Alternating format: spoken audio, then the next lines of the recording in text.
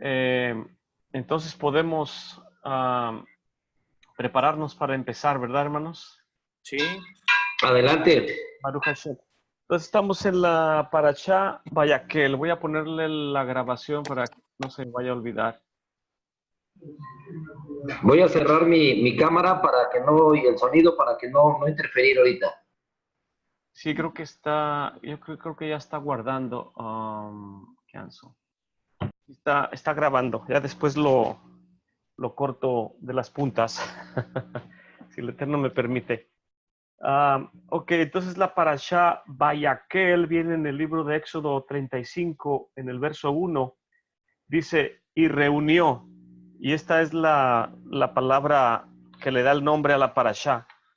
Vayakhel significa reunir. Vayakhel Moshe et kol adat bnei Israel de Yamor Lechem Elaja de Barim. Dice, reunió Moshe a toda la congregación de los hijos de Israel y les dijo, estas son las cosas que ordenó Hashem para hacerlas.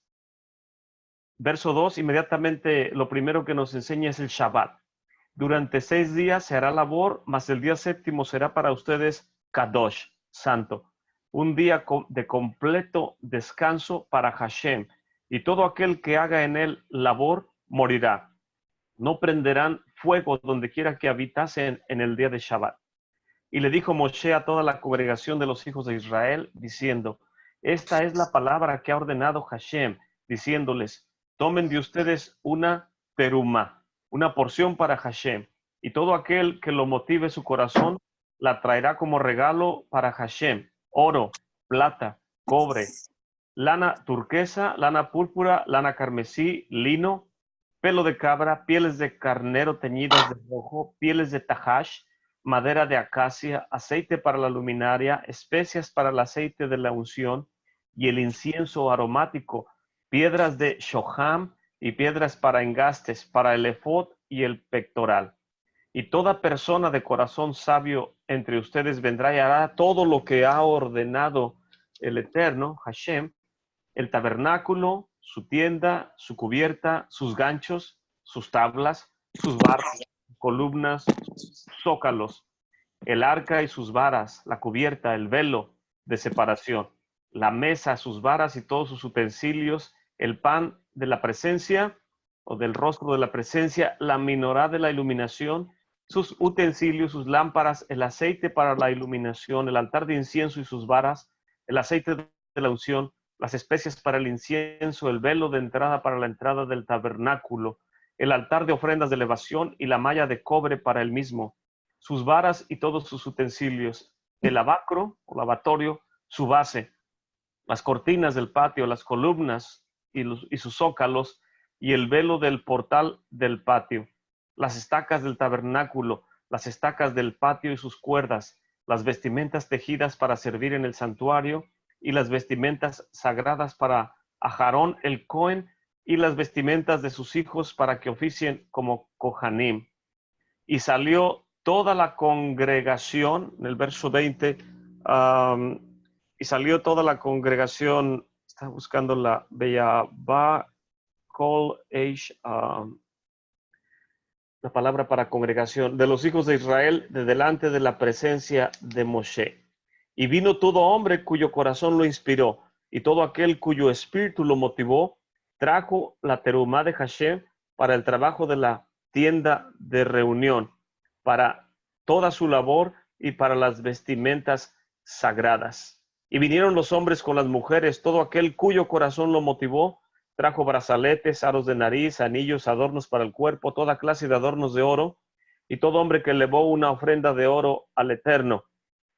Todo hombre en cuya posesión se encontraba lana, turquesa, púrpura, carmesí, lino, pelo de cabra, pieles de carnero teñidas de rojo, pieles de tajash, las trajo. Y todo aquel que separó una porción de plata y cobre, la trajo como ofrenda a Hashem. Y todo aquel en cuya posesión se encontraba madera de acacia para cualquier aspecto de la labor, la trajo.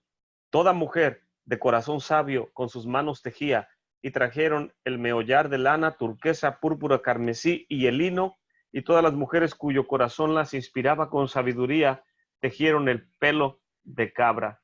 Los líderes trajeron las piedras de Shoham y las piedras para los engastes del efod y del pectoral. Entonces nos está dando una reseña de todo lo que ya había explicado. Ahora dice qué grupos de la comunidad trajeron qué partes por alguna razón.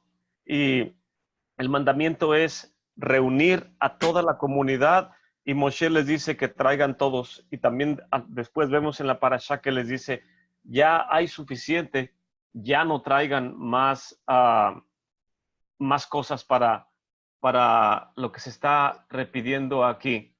Y Baruch Hashem, ahí podemos ver todo lo que requiere el Eterno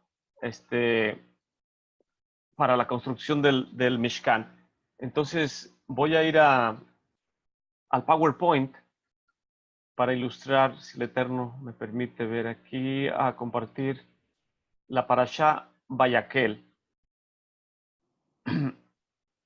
La parashá Vayaquel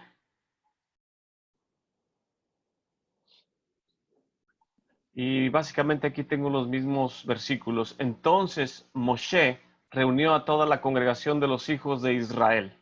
Y de acuerdo a los sabios, esta reunión, y ahí puse Vayaquel con reunió, es lo que significa la parashá.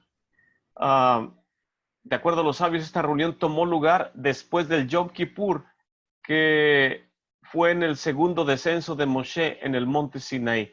Si recuerdan la parashá pasada que puse los 3 meses, el mes de Sivan, que es entregada la Torá, 40 días está Moshe arriba y luego baja Nisan y Iyar, Sivan y luego Tamuz, y en el mes de Av otra vez vuelve a subir en el Lul, otros 40 días, y vuelve a bajar en Yom Kippur.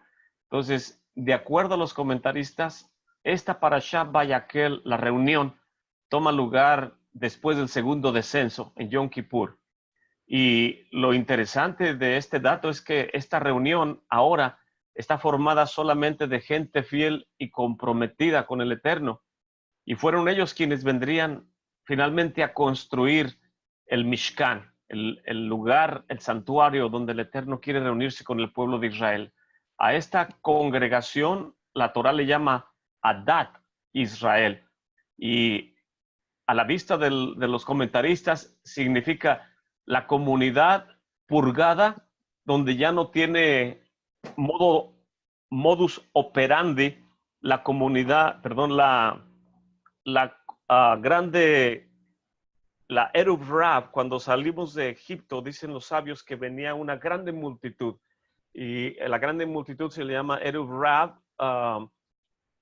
Y dicen los sabios de Israel que esta grande multitud no solamente había gente de egipcios, sino había gente con diferentes religiones o maneras de pensar, y algunos de ellos identifican que entre ellos venía mezclado Edom, que significa Roma, e Ismael, que hoy significa la religión de los musulmanes. Son los dos extremos.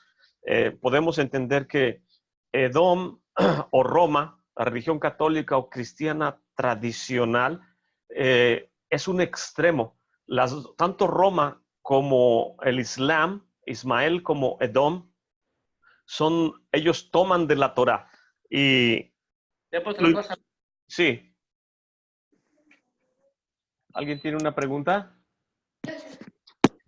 Ellos toman de la Torá, y toman de la Torá porque toda religión que quiere ser próspera y ganar adeptos tiene que tener verdad mezclada con mentira, porque no puede presentar solamente la mentira. Y tanto Edom como Ismael toman de la Torá, toman de lo que el Eterno dio al pueblo de Israel, y de ahí forman ellos su religión. Y por eso cuando el Islam va y presenta su mensaje, a la gente se le hace culturalmente atractivo, muy diferente. La gente que tiene comezón de oír o de vivir otras culturas o ver otras cosas, dice, voy a ver ahora de qué trata esta religión en particular. Y suena real. Y muchos también de las otras sectas, como Testigos de Jehová, mormones, crecen porque la gente que no estudia dice, parece que es verdad, habla de Israel, habla de Jesús, habla de la tierra de Israel y les parece atractivo. Una manera de distinguir a estas dos religiones que son en su práctica extremas, el Islam, para ellos enfatizan mucho el aspecto de bienestar material. Cuando uno ve videos de árabes, ellos siempre ponen vehículos, si se pudiera, forrados de oro, animales exóticos, mujeres hermosas, edificios. Cuando la gente pone esos videos y fotografías de Dubái, asombrada, y dicen, wow, qué ciudad tan impactante. No es otra cosa más que la mentalidad de Ismael. Ismael siempre se ha dejado llevar por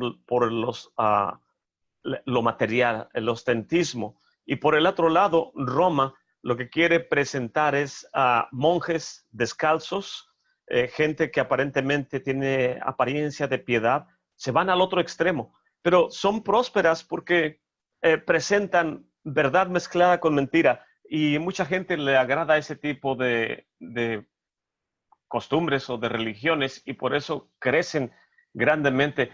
Y los sabios de Israel nos dicen que aquí, cuando ya se va a construir el Mishkan, ya nos había estado narrando las dos parashas anteriores, todos los requerimientos para los utensilios y la construcción del santuario, y aparentemente ahora nos lo vuelve a repetir. Y la Torá nos está mostrando que ahora tiene que ser construido, pero no de cualquier mano, tiene que ser gente santificada, y ahora se le llama Adat Israel. Y la palabra Adat viene también de la palabra Edut. Edut significa el testimonio.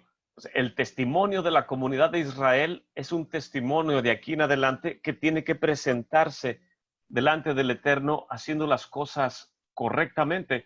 Y, perdón, ¿qué es lo que distingue a esta comunidad de cómo era antes? El Shabbat. 6 días se trabajará, pero el séptimo día tendrás un día santo, día de completo reposo para el Eterno. Y cualquiera que haga trabajo alguno en él, morirá. No encenderás fuego en ninguna de tus moradas en el día de reposo. Y este verso nos muestra que junto con el mandamiento de construcción del santuario, se nos ordena que la construcción solo debe ser permitida durante los 6 días de la semana y no en el Shabbat. Por eso la parashá dice, reúne a toda la comunidad, y el verso 2 inmediatamente comienza, durante 6 días trabajarás, mas el día séptimo es un día kadosh. Y habíamos hablado anteriormente que el Eterno, la primera vez que menciona la palabra kadosh, es precisamente en el libro de Bereshit, en Génesis capítulo 2, los primeros versículos, dice que él terminó toda su obra, toda su creación, y en el séptimo día terminó, lo santificó y descansó. Entonces la palabra santificó viene de la palabra kadosh, le puso kedushá. La kedushá es el carácter intrínseco de la divinidad. Él es santo, él es la santidad personificada, y él le pone de su santidad a una medida en el tiempo. Entonces, en la medida del tiempo, él aparta el Shabbat y lo impregna de santidad, porque quiere encontrarse con nosotros en ese día. Y en cuanto a la segunda vez que aparece la palabra santidad, es cuando Moshe está caminando en el monte y el Eterno le dice, Moshe, quita el calzado de tus pies, porque la tierra, la Adamá que estás pisando es Kadosh, y el santuario viene a ser construido precisamente en el monte Moría, que es el lugar que el Eterno escogió para que su nombre habitase en la santa ciudad de Jerusalén. Entonces, ahí vemos que el Eterno le impregna de su santidad a una medida de tiempo, que es el Shabbat, para encontrarse en ese día con su comunidad, y le pone también santidad a ese lugar físico. Geográficamente, la santa ciudad de Jerusalén y el monte Moría es donde él quiere encontrarse con el pueblo de Israel. Y el Shabbat es para todas tus generaciones. El Mishkan no es. Hoy en día, desgraciadamente, el Santo Templo, el Beit HaMikdash, no está en funciones.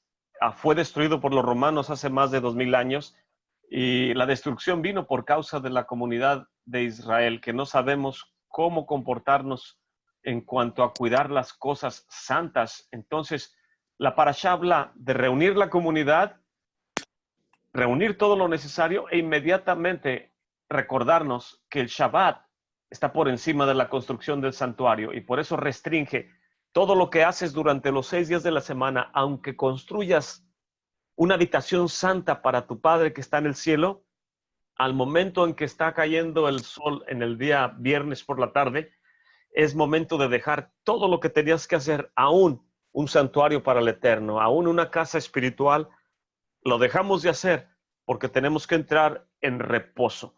Es como una luna de miel, una pareja que se llega a casar y llegan a su cuarto, a su palio nupcial y que el varón esté ocupado en sus cosas de la semana, en su computadora y la novia esté en su celular, cosas así.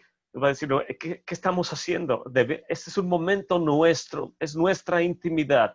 Y por eso el Shabbat, uno deja de hacer todo lo que tiene que hacer y solamente concentrarse en orar, en estudiar la Torá, en comer, en reír, en disfrutar de la familia, de los hermanos, de la comunidad.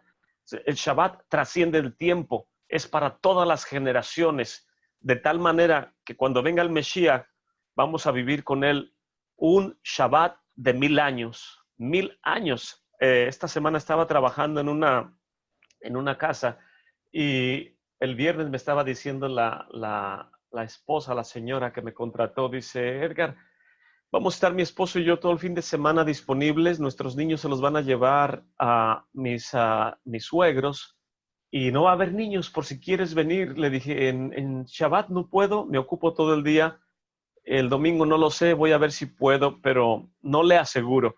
Y dice ella, ¿el domingo vas a alguna congregación? Y le digo, no, eso lo hago en el día Shabbat. Y dice, ¿a qué horas vas? ¿En la mañana o en la tarde? Le digo, vamos, tenemos el servicio de 11 a 2. Y abre los ojos enormemente y dice, 2 horas metido en un lugar. Y le digo, sí. Y dice, no, yo no aguantaría 2 horas estando en un lugar, si acaso media hora en un lugar. No le quise explicar más, que a veces estamos hasta que anochece, dice el libro del Sidur. Bienaventurados somos porque permanecemos desde temprano hasta anochecer. Y ese no es un día nuestro, es un día de Él, pero Él no quiere forzarnos a estar en esa habitación espiritual. Él quiere que la novia esté deleitándose juntamente con Él. Y no cualquiera tiene la capacidad de ser novia del Eterno, novia del Mesías, esposa. Hay personas que simplemente dice, invítame, quiero ser amigo de Israel porque quiero controlar mi tiempo. Y nadie se hace cargo de mi tiempo. Yo me hago cargo de mi tiempo. Y es una diferencia que es difícil en la mentalidad hoy en día entender lo que es el santo y bendito Shabbat. Pero el Shabbat es para todas tus generaciones. El Mishkan, aunque no tengamos un lugar físico hoy en día, el, el espacio de tiempo que el Eterno preparó para nosotros siempre nos está esperando. Y el Shabbat y el Mishkan. El Santo Shabbat representa la santidad en el tiempo y el Mishkan representa la Kedusha, la santidad en el lugar geográfico. En el santuario los Kohanim están activos y el pueblo de Israel es nada más un espectador. Mientras que en el Shabbat todos estamos activos, vivimos en el Shabbat. Por más de 2000 años hemos vivido sin santuario, pero jamás podríamos vivir sin el Shabbat. Es la señal, dice la Torah. Es una señal entre mí, dice el Eterno, bendito sea su nombre. Es una señal entre yo, o entre mí, dice, y el pueblo de Israel. Entonces, el Shabbat toma prioridad por encima de la construcción del santuario. Y de hecho, voy a tratar de ilustrar un poco lo que es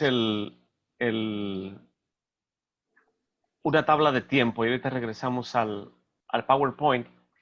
Pero si pudiéramos ya lo había tratado de ilustrar anteriormente. Perdón, creo que no dejé de compartirlo. Aquí estamos. Voy a dibujar, no me deja dibujar. Una línea de tiempo Oh, tenemos esto en la escuela también. También tienen un pizarrón. A ver. Ah, sí, ya la encontré. Aquí estoy. Os voy a dibujar una línea de tiempo. Aquí está. Entonces tenemos 2000, 2000, 2000. Y aquí vemos que de Adán a Abraham, a Yeshua, y ahorita estamos en el 2019. Y aquí pasaron 2000 años, aquí otros 2000 años, aquí tenemos otros 2000 años y aquí tenemos 1000 años, que es un total de, dijo el apóstol Pedro, para el Eterno un día es como 1000 años es como un día. Pues tenemos una semana milenial y estamos en el 2019, estamos a punto de entrar en el Shabbat milenial o un día de 1000 años que es totalmente Shabbat. El Shabbat nos enseña también acerca de lo que está por venir, de la profecía, nos enseña todas esas, el servicio del Shabbat. Cuando hacemos el Shabbat comienza el viernes al caer el sol. Pues tiene su inicio. Y en el día Shabbat, el día de reposo, es todo el día. Y ayer un hermano mencionaba, este día es el más largo de todos, tiene 25 horas, porque inicia desde antes del viernes y lo preferible es que lo terminemos después de que cae el sol, desde antes que cae el sol hasta después que cae el sol.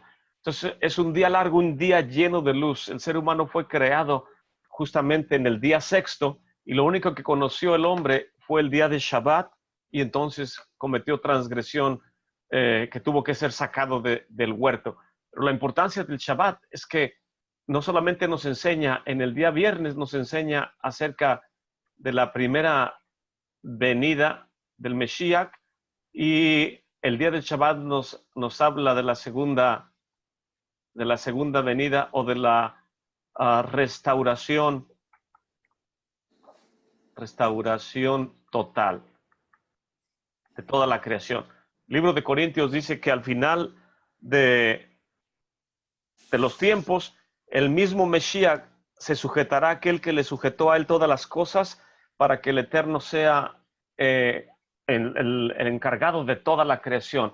Entonces, aquí podemos ver un poco de cómo la misma creación está formada en espacios de tiempo en el cual de los 6000 años que ya han pasado, está por venir lo que es el Shabbat milenial. Ahorita estamos, se puede decir, en vísperas de entrar al Shabbat milenial, esperando que veamos la señal en el cielo de la venida del Mesías para que estas cosas acontezcan. Después vamos a ver con más detalle los acontecimientos que toman lugar aquí en los 1000 años, que es el Shabbat milenial.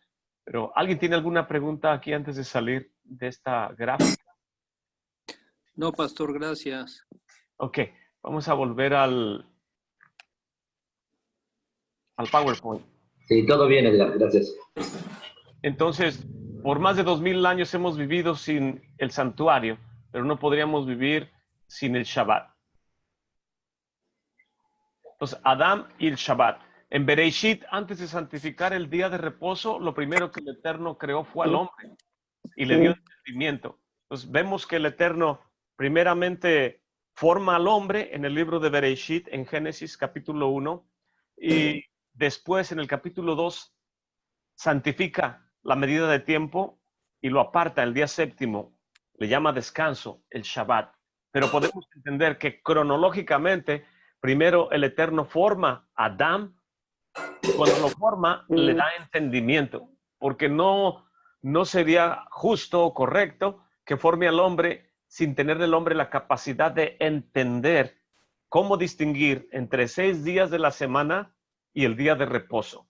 Hoy en día, lamentablemente, el grueso de la comunidad que trae una Biblia bajo el brazo, se le dificulta entender este concepto, entender que tienes que distinguir entre los 6 días de la semana en comparación con el séptimo día, porque es el día del Eterno, es el día del Señor, es el día del Mesías. El día de Shabbat milenial tiene muchos nombres: el día del juicio, el día de la ira, el día del viento solano, el día del Mesías, etcétera, etcétera. Entonces, es un día muy especial, es un día que transforma toda la eternidad. Y cada semana se nos da la oportunidad de practicar y de enderezar nuestras vidas para recibir el beneficio en el día postrero de poder estar en la presencia de nuestro Padre y de su Mesías. Entonces, el ser humano fue creado con esta capacidad de distinguir entre el día y la noche, de distinguir entre la oscuridad de los 6 días de la semana. ¿Por qué en Havdalah encendemos una luz al final del Shabbat? Porque esa luz nos ilustra que representa al Mesías, representa que necesitamos una luz que nos ayude durante la semana para llegar al siguiente Shabbat. Y así sucesivamente. Y de esa manera vemos que desde Adán hasta tiempos de Yeshua estuvo esa luz que estaba ayudando a cada generación y al pueblo de Israel a visualizar la venida del Mesías. El apóstol Pablo siempre dice: no quiero, hermanos, que ignoren que en los postreros tiempos, y uno dice, ya pasaron más de 2000 años desde que él dijo esas palabras, y acaso, ¿cuáles son los postreros tiempos? En la Edad Media pudieron haber dicho, estos son los postreros tiempos. El siglo pasado pudieron haber dicho, ya estos son los postreros tiempos. Hoy en día podemos decir, estamos en los postreros tiempos. Pero los postreros tiempos, la escritura, la mente judía, dice que los días del Mesías contemplan desde la venida del Mesías. Voy a tratar de ilustrar eso otra vez en la gráfica. Los días del Mesías contemplan desde los días del Mesías, contempla desde la venida de Yeshua, que sería desde aquí, hasta el final del milenio. Esos 3000 años se le llaman los días postreros, los días finales. Y cuando nuestro padre Jacob está bendiciendo a sus hijos, les dice en Génesis 49, vengan y les declararé lo que sucederá en los Aharit Yamim, en los días postreros. ¿Cuáles son los días postreros? Abarcan desde la manifestación del Mesías hasta el final del cumplimiento de los tiempos. Entonces, es una manera diferente de interpretar los textos de la Escritura, de cómo lo interpretan los seminarios teológicos y cómo nos lo enseña la mente, el marco mental de la mente judía entrenada en estos conceptos. Entonces, el propósito del Shabbat es descansar. Y el propósito del hombre, cuando fue creado desde el inicio, es entender. Y cumplir este propósito nos santifica, pero en la semana este entendimiento es limitado. Entonces, el Eterno descansa después de su creación y el ser humano descansa cuando sabe distinguir entre lo que hace en la semana y no está permitido hacer en el Shabbat. En otras palabras, el entendimiento de la semana es aparentemente innecesario en comparación con el entendimiento que el Eterno nos da en el Shabbat. En el Shabbat no necesitamos entendimiento semanal para distinguir, porque ya estamos en la presencia del Eterno. Tu entendimiento, da'at, es total en el Shabbat. Ya no necesitamos discernimiento de la oscuridad, porque ya estamos en una plenitud. Cuando oramos el Amidá en el Shabbat, las 18 bendiciones de la semana son diferentes a las 18 bendiciones que hacemos en el Shabbat. Y puede compararlo en cualquier Sidur. En el Shabbat no pedimos por cosas personales. Pedimos, simplemente glorificamos el nombre del Eterno, recordamos el día de Shabbat y exaltamos al final al Eterno. No hay momento para pedir porque sea yo próspero, porque tenga yo salud, porque se supone que en el Shabbat nadie está enfermo, nadie tiene necesidad de nada, estamos plenos. Entonces, la luz del Shabbat es el entendimiento total. Un rostro que no tiene entendimiento, que no tiene luz, que no tiene un propósito, es un rostro que se obscurece.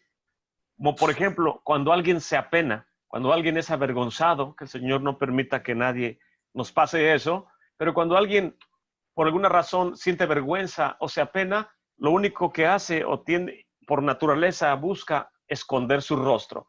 ¿Por qué? Porque cuando el rostro está en oscuridad, nadie puede ver bien cómo es la persona.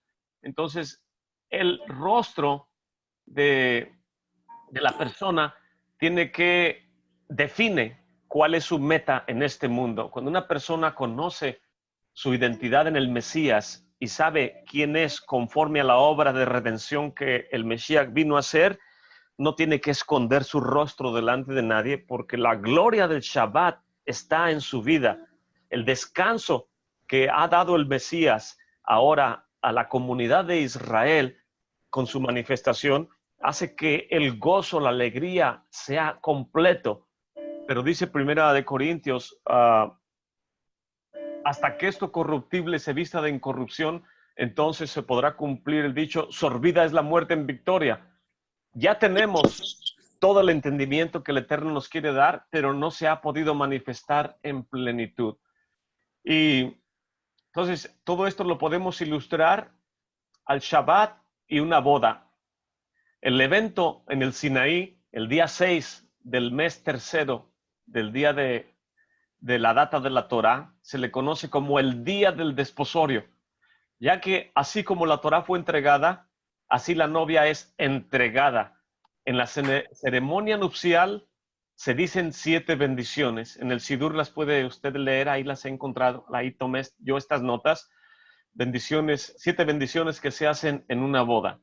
La número 2 de las 7 dice, bendito eres Señor nuestro Elohim del universo, y al final dice, que creas al hombre, Yotzer Ha-Adam. Y los sabios de Israel preguntan, disculpen, ¿qué acaso no fue el hombre creado en Bereshit? ¿Qué acaso no fue creado cuando nace de su madre? ¿Por qué cuando se está casando el varón o cuando la jovencita está contrayendo nupcias, tenemos que decir esa bendición? Bendito eres, Señor, nuestro Dios del universo, que formas al hombre. ¿Acaso lo está formando a ese momento de casarse? En la mente judía, sí. Cuando el hombre se casa, su entendimiento madura. Cuando el Eterno dio la Torá en el monte Sinaí, el Da'at, el entendimiento del ser humano, se incrementó de una manera especial. Lógicamente, estaba desposándose con el creador del universo. El Mesías estaba listo para recibir a la esposa, a la novia, y el entendimiento tiene que transformarse.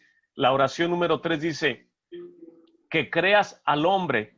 Y la pregunta es, ¿qué no lo había creado ya cuando nació de su madre o cuando nació, como hicimos la pregunta anteriormente? ¿Por qué la oración número 3 dice, bendito eres Señor, que creas al hombre? Y la respuesta es que la pareja, al contraer nupcias, ya no son individuos independientes, miembros de la comunidad de Israel por separado o individualmente. Ahora son una nueva familia del pueblo de Israel. Ahora es un nuevo núcleo, una nueva familia dentro de la nación de Israel, y el valor de estas dos personas, que ya no son dos, sino uno, se incrementa. Su da'at, su entendimiento, aumenta cuando cumple su propósito. Y el propósito es reunirse, ser uno. No es bueno que el hombre esté solo, dice la Escritura. Le haré una pareja para que llene la tierra y la fructifique. Hay un versículo que siempre me ha impactado en el libro de Romanos, en el capítulo 10, y dice Rab Shaul, el rabino Saulo de Tarso, dice, hermanos, ciertamente la voluntad de mi corazón y mi oración al Eterno acerca de Israel es para salvación, porque yo les doy testimonio de que tienen quina del Eterno. A propósito, esta semana aprendí que uno de los nombres del Eterno es Caná, que él es quina, él es Caná, significa él es un Elohim celoso. Entonces, Caná es uno de los nombres del Eterno. Y cuando vemos que el libro de Juan nos está narrando, ahorita voy a explicar eso para no nada más mencionarlo, pero el libro de Juan nos está narrando acerca de las bodas de Caná, las bodas del Eterno, es lo que estamos hablando ahorita. Entonces, dice, verso 2, porque yo les doy testimonio de que tienen quiná o caná del Eterno, mas no conforme a entendimiento, no conforme a ciencia, porque ignorando la salvación del Eterno y procurando establecer la suya propia, no se han sujetado a la salvación o a la justicia del Eterno, porque la meta de la Torá es llevarnos al Mesías para justicia o salvación de todo aquel que ha creído. Pues aquí el apóstol Rab Shaul, el enviado, el Shliach, nos está diciendo, tengo celo acerca del pueblo de Israel, pero porque quiero que también conozcan al Mesías. Tienen celo del Eterno, pero no entienden todo el mensaje, no han entendido en su plenitud que la meta de la Torá es llevarnos al Mesías. Y hay mucha gente hoy en día que está renegando del Mesías porque no puede entender estos conceptos tan profundos que vienen en las Igerot, en las cartas de amor que en su mayoría escribió este rabino Saulo de Tarso, y en esas cartas, como no las pueden entender y explicar en base al entendimiento del marco mental judío del siglo I, la gente dice, mejor me voy al judaísmo, no entendiendo que si te vas a la Torá de todas maneras te va a llevar al Mesías tarde o temprano. Entonces es volver a iniciar un ciclo. Y el propósito de tener entendimiento es cumplir el propósito de reunirte, ser uno con el Mesías, ser uno con nuestro Padre que está en el cielo, bendito sea su nombre. Cuando el ser humano se casa y contrae nupcias, es que obtiene una luz nueva, madura en las cosas espirituales, es entendido que es hecho una nueva creación. Y voy a tratar de ilustrar rápidamente en el libro de Juan. En el libro de Juan dice, si ustedes quieren tomar alguna nota, en el capítulo 1 está narrando acerca de verso 19. Este es el testimonio de Yohanan, cuando los Yehudim enviaron de Jerusalén Kohanim y Leviim que le preguntasen, ¿tú quién eres? Confesó y no negó, mas declaró, dijo, Anilo HaMeshiach, yo no soy el Mesías. Entonces todo esto está tomando lugar en el día 1. La escritura no nos lo dice, pero lo entendemos porque el verso 29 dice, al siguiente día, pues el verso 29 es el día 2. Al siguiente día ve Yohanan a Yeshua que viene a él y le dice, he aquí el siervo de Elohim. Joe cree que está mal traducido esto porque no es el cordero, sino es el siervo de Elohim que quita el pecado del mundo. Entonces, todo eso es el día número 2. Me voy a brincar hacia el verso 35. Dice, al siguiente día, otra vez estaba Yohanan y 2 de sus discípulos. Entonces ya llevamos 3 días, ¿verdad? Verso 29, segundo día. Antes del verso 29, primer día. Verso 35, tercer día. Y mirando a Yeshua que andaba por ahí, le dijo, he aquí el siervo del Eterno. Y le escucharon los discípulos y siguieron a Yeshua. Me voy a adelantar. Verso 43. Al siguiente día quiso Yeshua ir a Galilea y encuentra a Felipe, el cual dijo, sígueme. Entonces aquí ya es el cuarto día. De ahí nos vamos a ir al capítulo 2. Y el capítulo 2 nos da la respuesta final. Dice, al tercer día se hicieron unas bodas en Caná de Galilea. Entonces, 4 días más 3 días, 7 días. ¿Qué es lo que sucede al final de la gráfica que traté de ilustrar hace unos minutos? Que al final de los tiempos son las bodas del Cordero. Hay una boda, hay un entendimiento. El ser humano, tanto judío como no judío, pero todos creyentes en Yeshua, que guardamos la Torá. Me vienen los versículos a la mente. En el libro de Bereishit nos está ilustrando acerca de lo que sucede en ese tiempo. Dice que todos están observando la Torá en el libro de Apocalipsis. Así que todos, en el capítulo 12, dice, y fue vista otra señal en el cielo, aquí un grande dragón bermejo que tenía 7 cabezas, 10 cuernos y sus cabezas 7 diademas, y en su cola arrastraba la tercera parte de las estrellas del cielo y las echó en tierra. Y el dragón se paró delante de la mujer que estaba para dar a luz, a fin de devorar a su hijo. Está hablando del Mesías que viene a restaurar todas las cosas. Y ella dio a luz a un hijo varón el cual había de regir todas las naciones con vara de hierro, y su hijo fue arrebatado para el Eterno y a su trono. Y la mujer huyó al desierto. Sí, el verso 17 dice, entonces el dragón se enojó en contra del pueblo de Israel, contra de la mujer, y se fue a hacerle guerra contra los otros de la simiente de ella, los cuales guardan los mandamientos del Eterno, está hablando de la Torá, y son creyentes y tienen el testimonio de Yeshua HaMashiach. Entonces, observar la Torá de Moshe y creer en Yeshua nunca están peleados, van de la mano. Y de esa manera podemos ver que al final de los tiempos hay unas bodas donde el propósito de esta gráfica que tengo aquí, el Shabbat y la boda, al final del cumplimiento de los tiempos, el propósito del ser humano desde su creación es distinguir entre 6 días de la semana y el día postrero que está por llegar, el día del Eterno, el día del juicio, el día de la salvación, etcétera, etcétera. Entonces, cuando la pareja contrae matrimonio, significa esta parashá, Vayaquel, reúne. Al reunir Moshe a la Kejilá en esta porción, les está aclarando, ahora que nos hemos desposado con el Eterno, somos una nueva creación. En el Shabbat, la luz de nuestro rostro es total. Shabbat es un júbilo, una luz constante, una alegría total en el día de Shabbat. Es cuando el Eterno nos ilumina totalmente, no detiene nada. Él nos lo da todo en el día de Shabbat. Por eso es un día santo y Él requiere que estemos con Él en santidad, en alegría, en regocijo, disfrutando del día.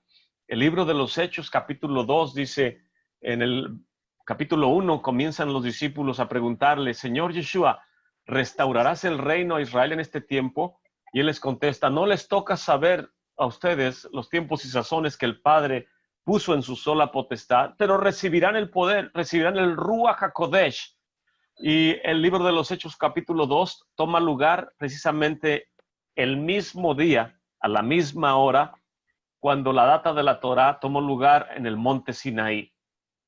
La festividad de Shavuot, la fiesta de las semanas, el Mesías le dice a los discípulos, no salgan de Jerusalén hasta que sean llenos de poder de lo alto. Y eso se los dijo durante el conteo del Omer.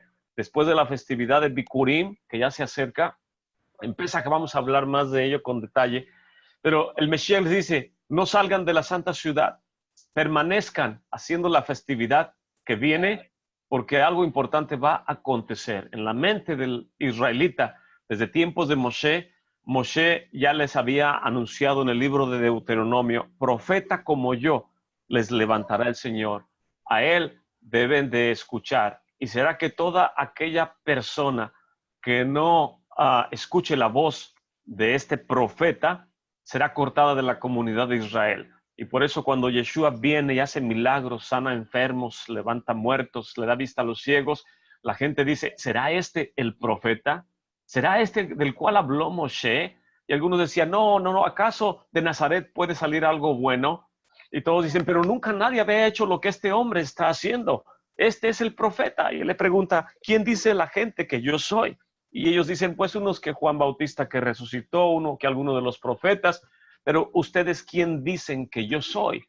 Y de inmediatamente la da'at, el entendimiento que viene de lo alto, porque ningún hombre puede darte ese entendimiento, alumbra el rostro de Pedro. Y Pedro, Kefas, inmediatamente dice, tú eres el hijo de Elohim, tú eres el rey de Israel. Y Yeshua le dice, Ashrei, bienaventurado eres, Simón Kefas, porque ese da'at, ese entendimiento, esa revelación no te la dijo nadie aquí, viene directamente del trono de la gloria. Entonces, poder entender quién es Yeshua es un milagro en la mente de las personas y cada uno decidimos ser la quejilá del Mesías, ser la congregación de la novia y ser la esposa del Mesías o no serlo. Entonces, a partir de Hechos capítulo 2 y lo que sucede con Cornelio en Hechos capítulo 10, ya habían pasado más de 2 décadas, más de 20 años, y el desposorio de la quejilá del Mesías apenas estaba siendo entendido entre los creyentes. Por más de 20 años no se podía en este caso, la comunidad de no judíos, en el caso de Cornelio, no podía tener comunión, no podía sentarse a la mesa con la comunidad judía, porque en la mente del judío de ese tiempo había muchos paradigmas que la escuela de Shammai había establecido. Prohibido entrar a una casa de alguien que no es natural del pueblo de Israel, porque los que no son del pueblo de Israel tienen sus propias prácticas que han traído de entre las naciones y no podemos arriesgarnos. No era malo lo que ellos querían hacer, al contrario, querían santificarse, querían mantenerse en pureza y tener esa luz que solamente la Torá, y llevándonos al Mesías podemos adquirir al casarnos con el Mesías, pero no lo entendían de esa manera. Y cuando se necesita una visión celestial, 20 años después de la resurrección del Mesías, el Eterno le manda este mensaje a Pedro: Pedro, mata y come. Y Pedro dice: Señor, jamás ha entrado algo inmundo. Dice: lo que yo limpié no lo llames tú común. Entonces manda por Cornelio a traerlo, y cuando viene con Cornelio le empieza a hablar las maravillas, y cae el Ruach HaKodesh, como cayó en el Hechos capítulo 2 sobre puro judío, ahora cae sobre los no judíos. Y los que eran de la circuncisión, dice la Escritura, estaban atónitos, asombrados. Y dice Pedro: ahora entiendo que el Eterno no hace acepción de personas, sino que de entre las naciones, los que guardan el Shabbat, guardan las festividades, comen comida kosher, o sea, cumplen los mandamientos de la Torá, ahora Él también les da del Ruach HaKodesh. La pregunta es, ¿acaso gente que no guarda los mandamientos de la Torá, que no conoce del Shabbat, que no come alimentos santificados, puede decir que es miembro de la comunidad de Israel? No puede decir que es miembro de la comunidad de Israel. El rabí Maimónides, el Rambam, dice: cualquier persona de entre las naciones que deja la idolatría y aborrece las prácticas y guarda el Shabbat es parte del pueblo de Israel. Si usted guarda el Shabbat, dice el Shema, come comidas consagradas al Eterno, en otras palabras, ya no come cerdo, ya no come mariscos y todo ese tipo de cosas, está santificando la habitación. No existe tal cosa como alguien que diga: ahora nosotros somos el templo del Señor, porque lo dice el apóstol Shliach en su carta a los Corintios. Ya no necesitamos el templo en Jerusalén porque ahora yo soy templo, pero lo está diciendo con una torta de carnitas de cerdo en la mano y con un cóctel de camarones en la izquierda.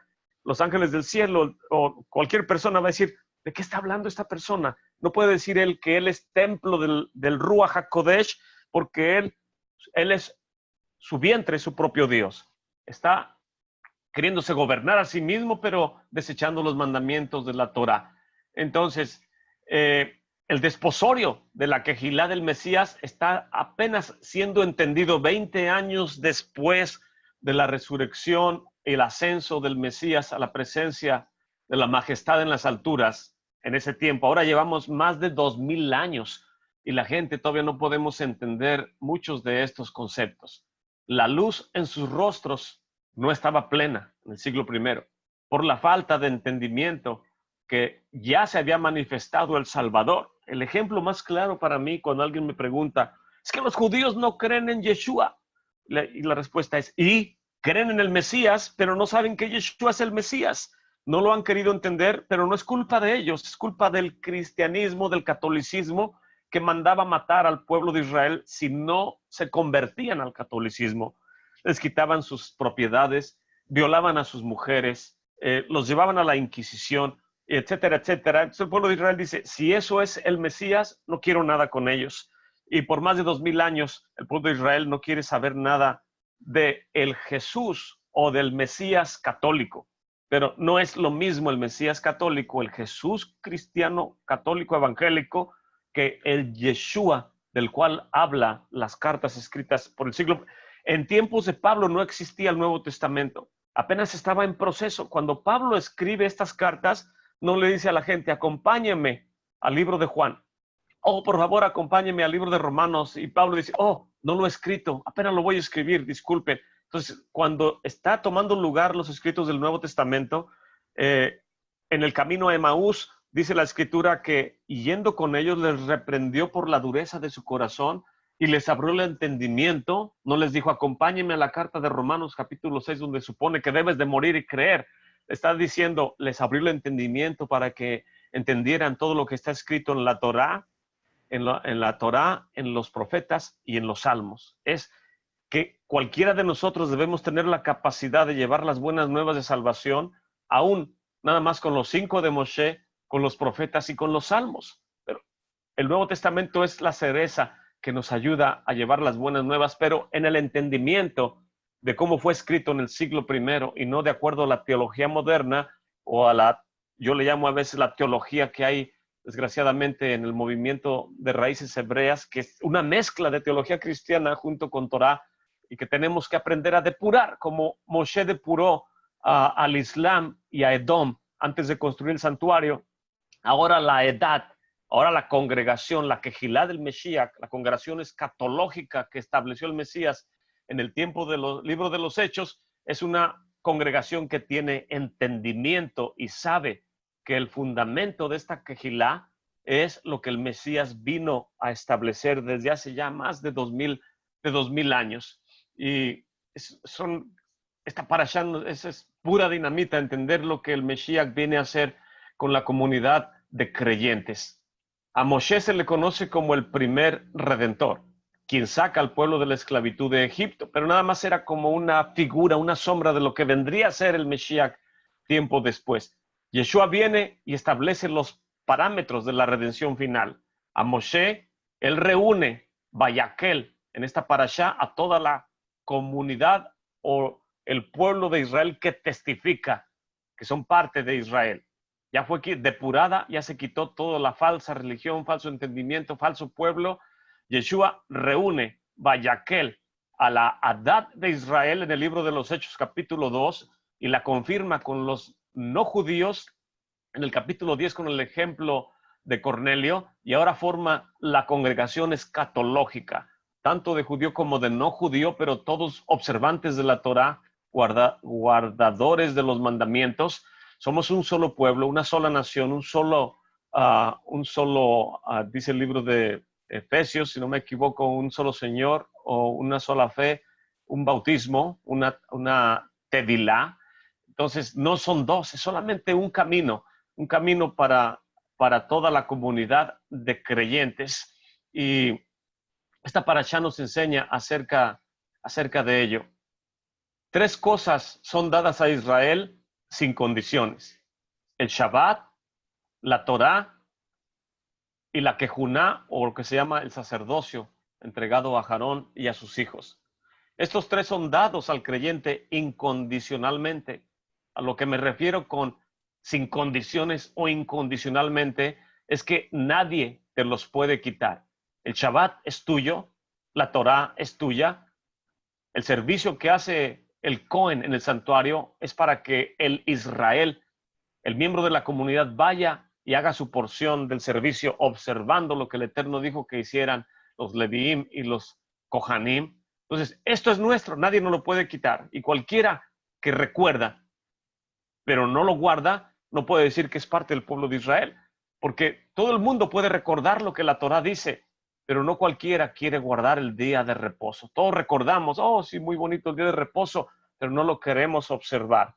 Debemos amar lo que se nos ha entregado incondicionalmente, porque por amor nos fue entregado para que respondamos en amor. Estando bajo el palio nupcial, el varón, el joven, abraza a su esposa y ella le dice, te amo, y ella le dice, yo también te amo, porque incondicionalmente se aman. Así es el amor. El amor es que no me importa nada ni nadie, solamente me importas tú. Quiero verme en lo negro de tu pupila.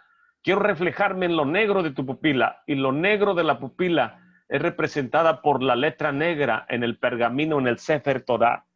Cuando pongo mis ojos en el Sefer Torah y empiezo a leer la letra negra escrita en el pergamino blanco, es el ojo del Eterno. Lo blanco de su ojo, lo negro de su pupila, me reflejo en él y puedo verme y veo mis deficiencias y veo mis miedos y veo todo lo que me aqueja y empiezo a madurar y a entender que ya no vivo yo, mas vive el Mesías en mí, y que ya no somos letras escritas con tinta en un pergamino piel de cordero de este mundo, ahora somos letras escritas con la sangre de un cordero sin mancha y sin arruga.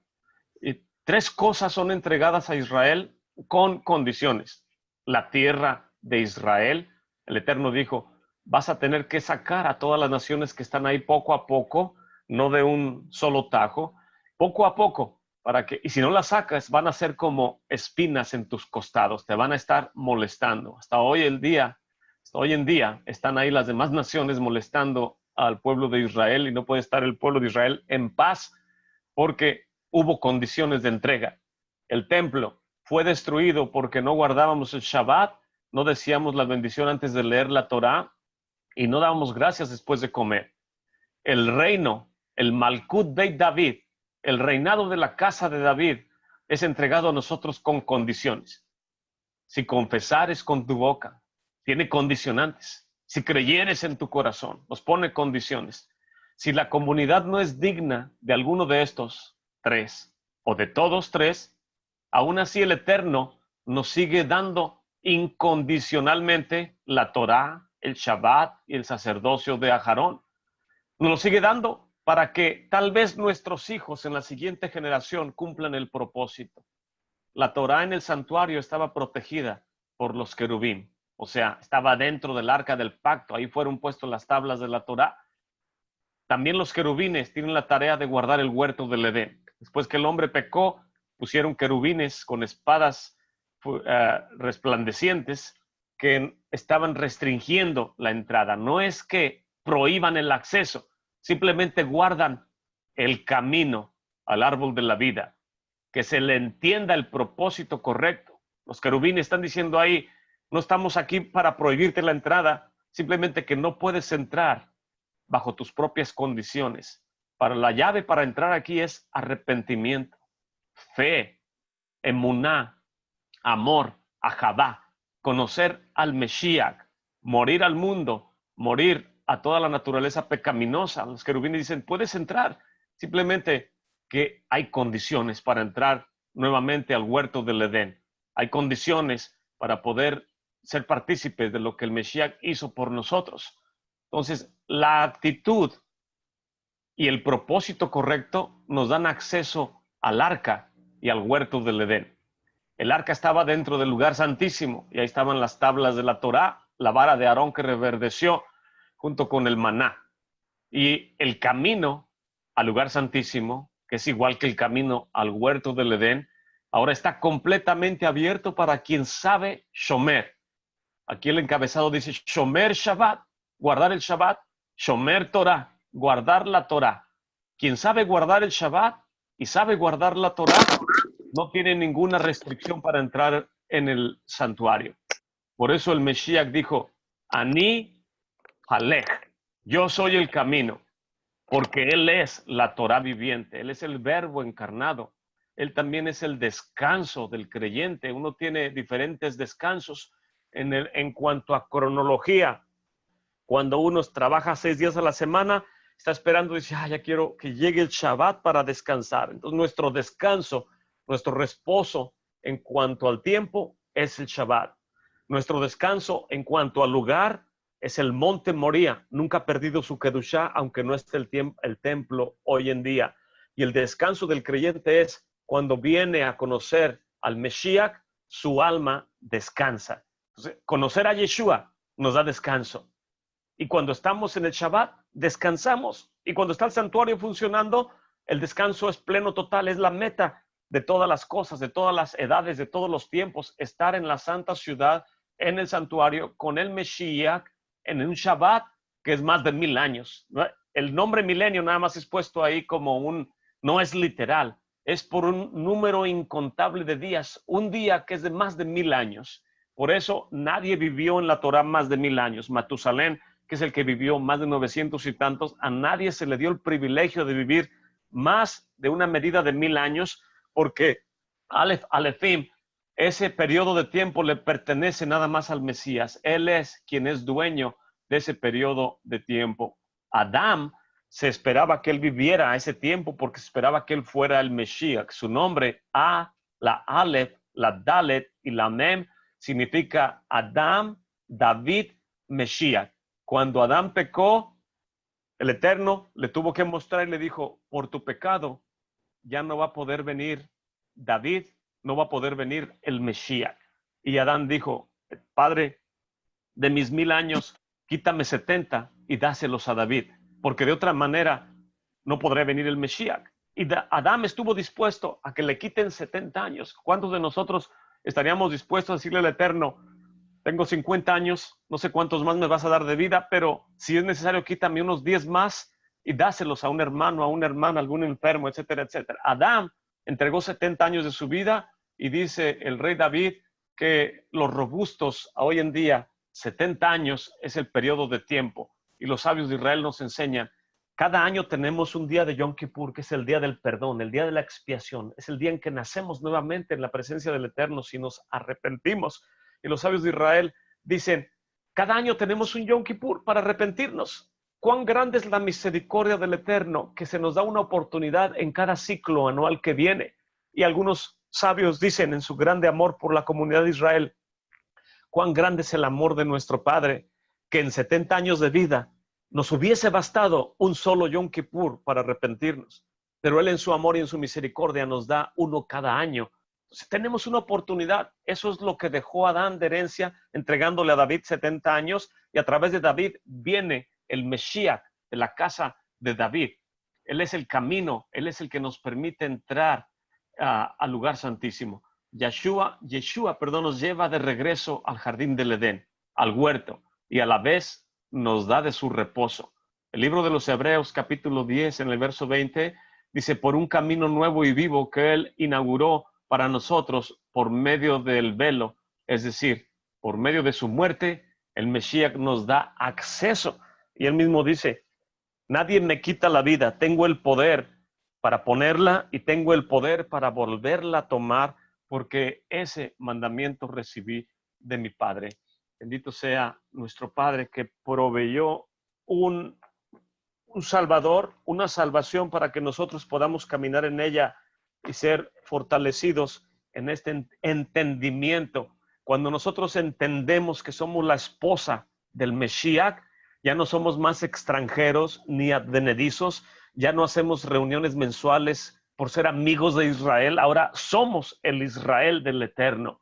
Ahora ya tenemos una identidad, tenemos una ciudadanía, ya no somos ajenos a los pactos ni ajenos al pueblo de Israel. Ahora ya somos parte del Israel del Eterno y no tenemos que ser agentes secretos israelitas en el exilio, diciendo que nadie se dé cuenta que observo la Torá y que como de esta manera, porque no van a entender, a veces decimos, no van a entender, mejor no manifiesto que creo, pero en realidad, como están las cosas en los tiempos postreros, entre más manifieste uno la Torá, el amor al Mesías, el amor al pueblo de Israel, nuestra identidad, proclamando el Shema en todo lugar, etcétera, etcétera, eso trae luz a la comunidad, es sanidad para nuestras familias, para nuestros pueblos, las ciudades donde estamos. La santa y bendita Torá y la santidad de guardar los mandamientos y ser representantes del Mesías